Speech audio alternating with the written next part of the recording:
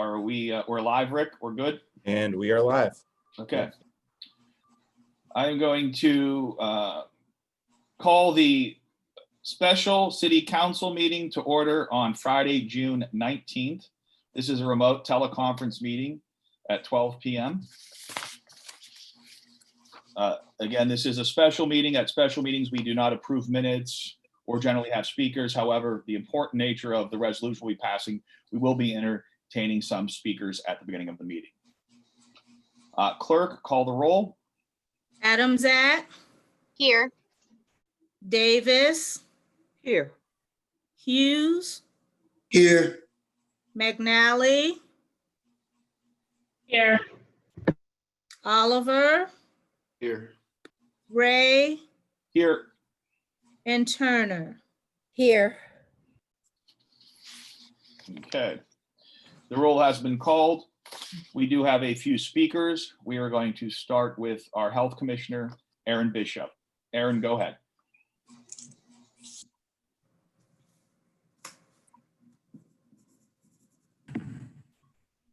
Good afternoon, everyone. In 2007, the Youngstown City Health District received funding from the Ohio Commission on Minority Health to establish a local office that would be dedicated to eliminate health disparities in minority communities through monitoring and reporting the health status of minority populations, informing, educating, and empowering people, mobilizing community partnerships and actions, and developing policies and plans to support health efforts. There are 6 local offices in the state of Ohio: Akron, Cleveland, Columbus, Dayton, Toledo, and Youngstown.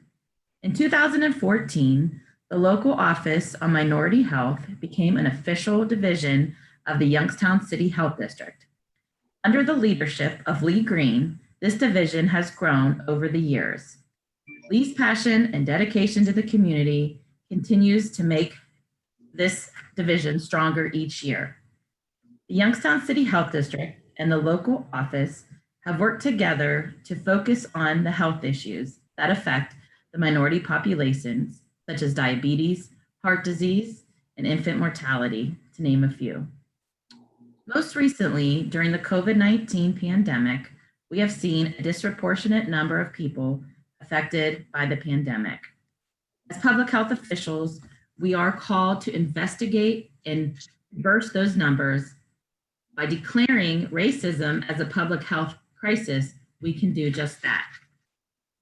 Life is full of moments, and today I am proud and honored to be a part of this moment as the Health Commissioner of the City of Youngstown with my colleagues, Mayor Brown, members of City Council, Youngstown City Administration, and our community organizations and the citizens of Youngstown.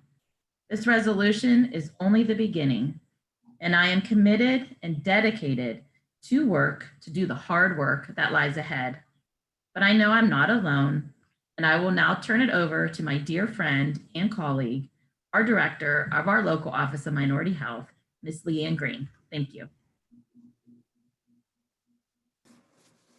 Good afternoon, everyone. I'd like to say happy Juneteenth and also happy birthday to my commissioner, Aaron Bishop. What a glorious day. Today, I am humbled and honored to be asked to give testimony in front of council for this special meeting on this auspicious occasion for Black America.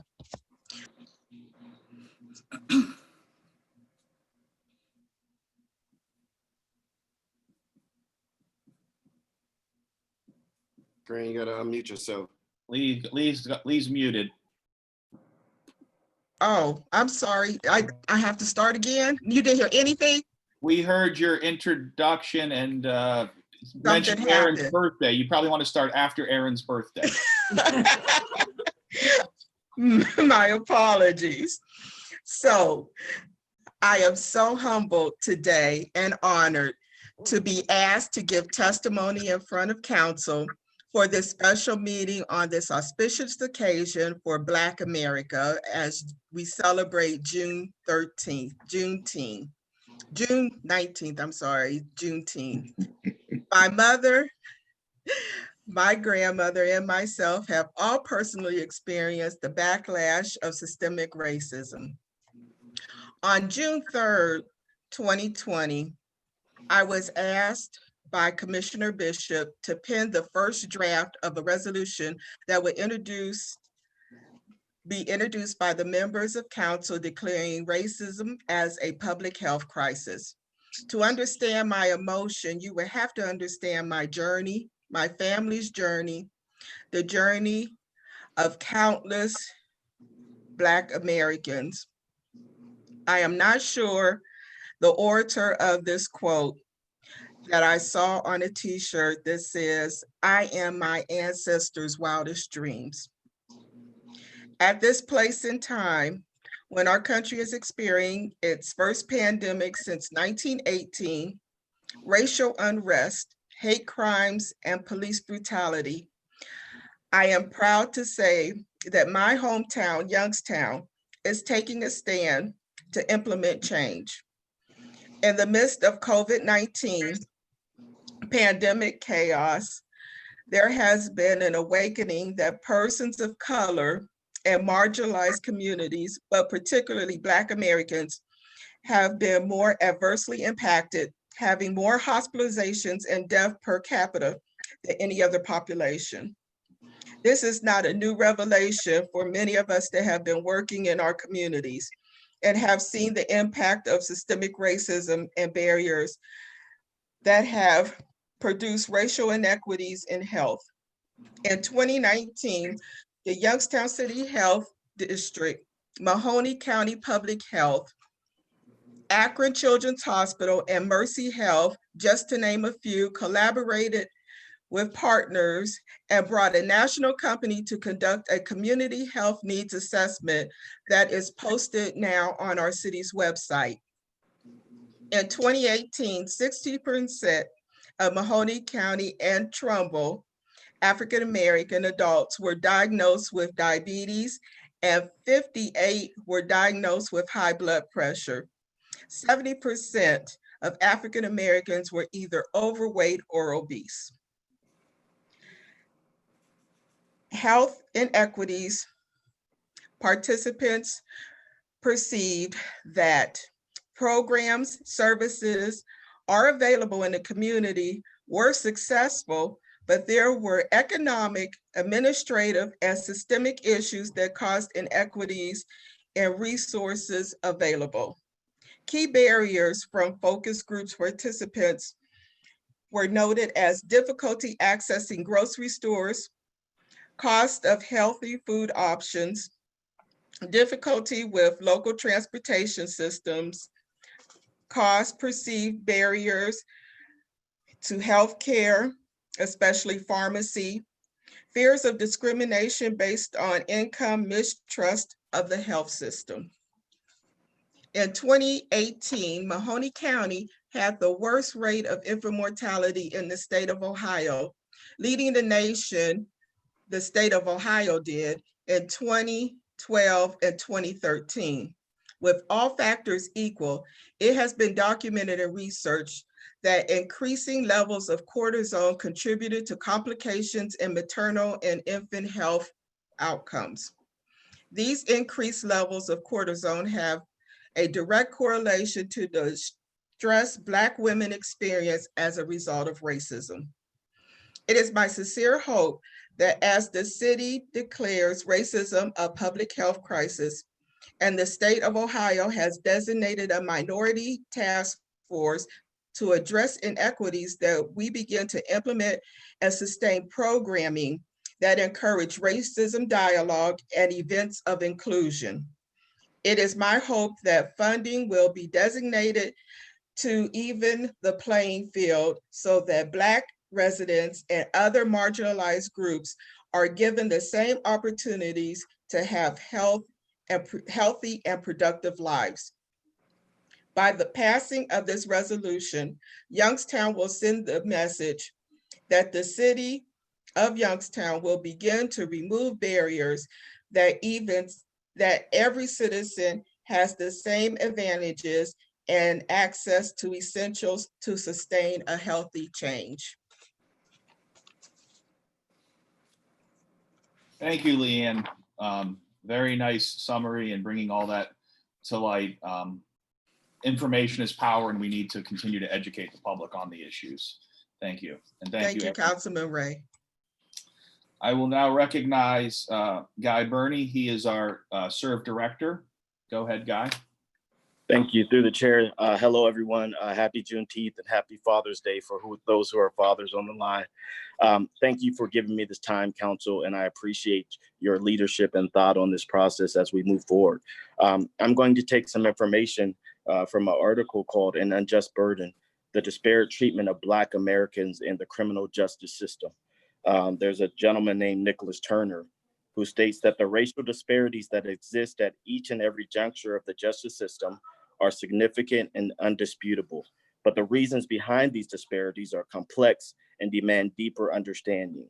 They are rooted in a history of oppression, discriminatory decision-making that has deliberately targeted Black people in a false and deceptive narrative of criminality, and an implicit as well as conscious bias in the legacy of structural racism and segregation. We must reckon with the deep body of evidence of bias that has caused Black communities to become over-incarcerated, over-policed, impoverished, and burdened with generational suffering. There's three areas that we look at when we look at how racism as a system has affected Black people. And one is bias by decision makers at all stages of the justice process that disadvantages Black people. This goes from pre-trial all the way to sentencing. The second is the notion of Black on Black crime. When the Bureau of Justice Statistics finds that violence occurs between victims and offenders of the same race, regardless of race. And then finally, living in poor communities that expose people to risk factors for both offending and arrest, and a history of structural racism and equality of opportunity. And it simply means that Black people are more likely to be living in such conditions of concentrated poverty. We already know that in this country, Black people are going to be incarcerated between 5 to 10% more than 5 times or to 10 times more than any other race. And so we're really excited to look at this piece because it's necessary. I'm going to actually just end simply by giving you a real story. The first time I experienced systemic racism was when my father went to buy a house. It was in the 90s. I'll never forget, he was looking for houses, and my father's a pastor, so he has many friends of diverse natures. And one of the pastors, which were his friend, which was a white pastor, called my dad and he says, "Listen, before you call for a house, let me know the house you're calling about, and I'll make the phone call for you. Because if you call, you won't get the same deal or treatment that I'll get." And that's the first time sitting at a table that I had really heard it in that manner. And this man, which was our friend, still our friend to this day, understood that systemic racism was in play even in our home. And so this resolution, Council, will allow our city to commit time and resources to building a city of equality, fairness, and unity. And I am all for it. I thank you for your time. Thank you. Thank you, Guy. Very well put also. And again, we need to continue learning and opening our minds. Everything is not apparent to us. I'm going to call on Councilwoman Samantha Turner, a third ward councilwoman, to recognize some of the organizations and citizens and groups that have offered support towards this resolution. Thank you, Councilman Ray. I want to say thank you to all of every citizen and organization that sent in letters of support for this resolution and the passage of this resolution. I'm going to list off those that have taken their time to send in their support. Rosetta Carter of Action, Carmela Williams of Black Period, Jayetta Williams of Black Period, Patricia Ferrara, Citizen, Elisa Hegman, Citizen, Abigail Webb, Citizen, Derek McDowell, Community Engagement and Inclusion Coordinator, Donnie Williams, Citizen, the Youngstown Business Incubator, Penny Wells of Mahoning Valley Sojourn to the Past, Mahoning County Public Health, the Mahoning County Commissioners, Jim Tressel, Reverend Richard Kidd of Bethel Lutheran Church, Sharice Hickson of Black Period, Minister Theodore A. Brown Jr., Board President of Mahoning Valley Association of Churches, Rayana McGuire, a citizen, Colleen Boyle, citizen, James Murhott, Coaching to Connect, Samantha Cross, Cross Enterprises, Perfectly Posh, Todd Hancock, Easy Street Productions, Courtney Boyle, Environmental Collaborative of Ohio, Keelan Boyle, Excalibur Barber Grooming University, Shannon Blackshire, her Primitive Ways and Red Road Apothecary, J. Daniel Akehart of JD Enterprises, Melissa Meal, Lake to River Food Co-op, and that's Melissa Miller, Sarah Long, Mahoning County Community Improvement Corporation, Christopher Adam Rushton, Mahoning Valley Historical Society, Radio Lark and River and Huron Productions, Michael Rushtonson, Larry Ifton, David Colin of KO Consulting, Ira Cross of IC Tunes, Latoya Mays of Footprints on Your Heart, Lynette Bilal of Excalibur Barber Grooming Lounge, Joshua Boyle of Environmental Collaborative of Ohio, Matt Pollack of Matt Pollack Health Insurance Agency, Audrey Essar of Nature, Glenn Kemmeling of NEAS, Lisa Rosenthal of Seven Seas, Victoria Vickers of St. Patrick Parish and Action, Jessica King of the Trumbull County Land Bank, Nathan Ovder of Westside Bowl, Heather Smith of YCSD, Youngstown City School District, Carrot Liptis of Unitary Universalist Church of Youngstown, Ed Davis of the Vindies, LLC, Gail Cantanella of St. John's Episcopal Church, Brandon Boyle of Premier Beverage Supply, the Rotary Club of Youngstown, Pamela Brown, NCE and Associates, Annette D'Antonio of Montgomery Farms, Susan Saxton, a Youngstown resident, Leah Merritt, YWCA of the Mahoning Valley, Lillian Lewis, Youngstown State University, and Adam Lee and the team at Youngstown Cityscape. And to all those that have shown their support in the community and throughout the city for this, we really appreciate this, and we know that together we will make a difference. Thank you, President. Thank you, Councilwoman Turner. And if you were not on that list and you do want to support it, make sure you talk about this, or if you are on an organizational board, you can do similar communications or resolutions to show your support for this. I believe that concludes the speaking portion of this. We will allow for remarks at the conclusion. We can move into item A, which is communication and reports. We have one communication.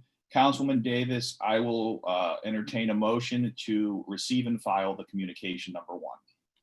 Mr. President, I make a motion to receive and file communication number 1. Second. All right. That has been the action. Communication number 1 has been received and filed. We will move to item B, resolutions. Resolution number 1, Clerk. Declaring racism as a public health crisis. Councilwoman Davis, I will entertain a motion to suspend the rules of council and place resolution 1 before council for passage pursuant to the consent agenda.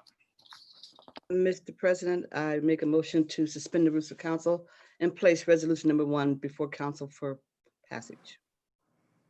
Second. Clerk, roll call on the suspension. Adamzak, Yes. Davis, Yes. Hughes, Councilman Hughes, It takes a minute to unmute me. Yes. McNally, Yes. Oliver, Yes. Ray, Yes. Turner. Yes. 7 yeas for the suspension. The rules of council have been suspended. Are there any remarks? Seeing none, roll call on the passage. Adamzat, Yes. Davis, Unmute. Anita. Councilwoman Yes. Davis. Hughes, Yes. McNally, Yes. Oliver, Yes.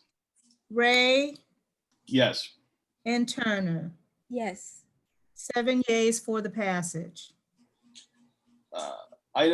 Resolution number 1 has been passed. That does conclude our formal agenda. Are there any remarks from my colleagues? I can go in order of ward. First ward, Councilman Julius Oliver. Thank you, Mr. President. I just want to say now that the resolution has been passed, I think is really important to get to know each other. I think that racism really starts in ignorance, and ignorance produces anger. And most of what we know about each other, we know from media outlets, from movies like Gone with the Wind and Birth of a Nation, and we know those pieces were put together as propaganda pieces to demonize the Black community. So I think aside from all that, I think we all really need to get down to the root of real history, especially when it comes to Black people, knowing the kingdoms we come from, knowing the great empires that we ran, knowing that we taught other nations about astrology and math and language.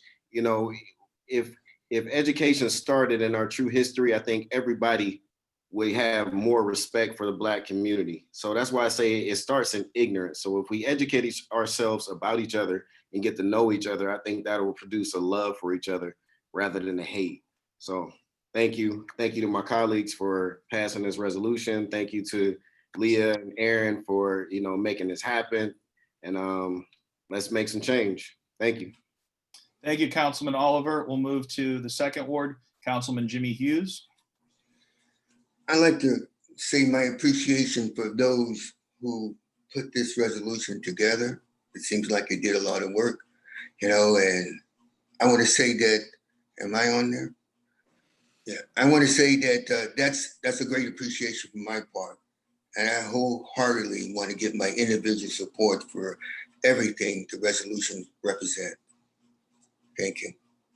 Thank you, Councilman Hughes. We'll move to the third ward, Councilwoman Samantha Turner. I just, again, to echo the sentiments of my my colleagues, thank you to everyone here at this meeting, the mayor. Aaron, I know you have worked tirelessly this past couple of months, and I really hope that you get a vacation at some point. Guy, you have been going, if you're not at a funeral, you are educating young men, you are helping women. We appreciate that hard work here in the city, and it is doing so much for the community. So I need to make sure that I say that. Leanne, thank you for heading up an office that is so necessary and so needed for the growth and the movement of our community. I really appreciate everyone's hard work on this call. Moving strategies forward, moving the city forward is so important, but it's so important for our children. It's so important to show that our elders that we are taking up the reins and we are moving these things forward. We don't want to be sitting here in 20 years with my kids or my grandkids having to do this again. So all of the hard work that we are doing today is laying the groundwork to make strong changes tomorrow. So your hard work and dedication is appreciated. And all of you out there that's listening and that's watching, please continue to get involved, keep the activation moving forward, and let us as a people and as a community, as a nation, move these problems out of the way so we can have a better tomorrow. Thank you. Thank you, Councilwoman Turner. We will go to the fifth ward with Councilwoman Lauren McNally. I was impressed with the long list of residents and businesses that Samantha Turner read off today. So thank you to everyone who joined that. That list will never be long enough. So please, if anyone else is out there, I would like them to join us on this journey here. I also would like to just take a moment to, I apologize for the background noise, to just say that, I hope that we continue to do the hard work and that it doesn't end with this resolution. To my colleagues, that we do perhaps consider forming that special committee that I mentioned before, and really putting some resources and efforts towards action items that we can do. Thank you, Councilwoman McNally. Moving to the councilwoman from the 6th Ward, Councilwoman Anita Davis. Yes. This resolution is a starting point, not an end point. I was contacted by a member of the media who's asked, what's the purpose of it? And I see it as a way, as setting a guide. These should be the things that we hit, that we address.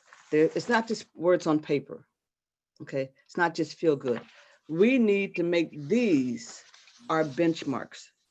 And together, and when I say together, I'm not talking about just council. This is not, okay corral where 7 people come out with the sheriff. It has to be all of us. That's all citizens of Youngstown.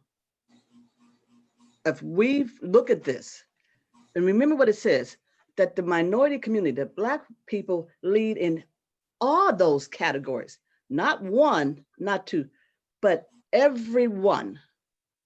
So it's going to take every one of us working together, using this as our guide and not as our endpoint.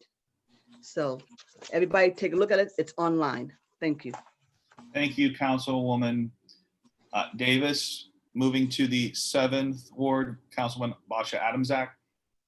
Thank you, Mr. President. I first want to thank everybody who was involved with structuring this resolution, and I am so happy it happened. I think oftentimes people don't understand the severity of the situation and how important that it really is. Oftentimes I hear people trying to debate certain, statistics and things of that nature. But one thing that I think we can all agree upon and that cannot be disputed is the history of what has been going on and the facts that truly stand.